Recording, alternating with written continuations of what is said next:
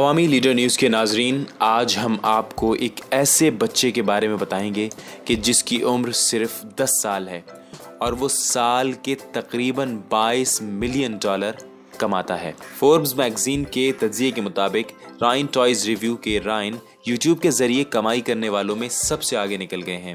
Ryan نے اس سال جون تک گزشتہ 12 ماہ میں $22 ملین کمائے، جو دوسرے نمبر پر آنے والے جیکب پال سے $5 لاکھ زیادہ ہیں۔ رائن کی آمدن میں، جس میں ٹیکس اور وکلاء یا ایجنٹوں کی فیس شامل نہیں، گزشتہ ایک سال میں 2 گنا اضافہ ہوا ہے۔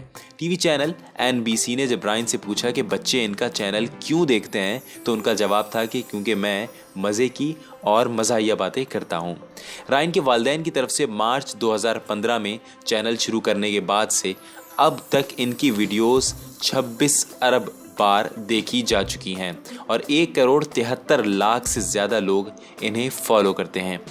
وہ تقریباً ہر روز یوٹیوب پر ویڈیو شائع کرتے ہیں اور اتوار کو بلو جائنٹ مسٹری ایگ کے بارے میں پوسٹ کی گئی ان کی ویڈیو منگل تک 10 لاکھ سے زیادہ بار دیکھی جا چکی ہے۔ تیسرے نمبر پر دی ڈوٹ پرفیکٹ چینل ہے، جس کی آمدن فوربس کے مطابق $20 ملین ہے۔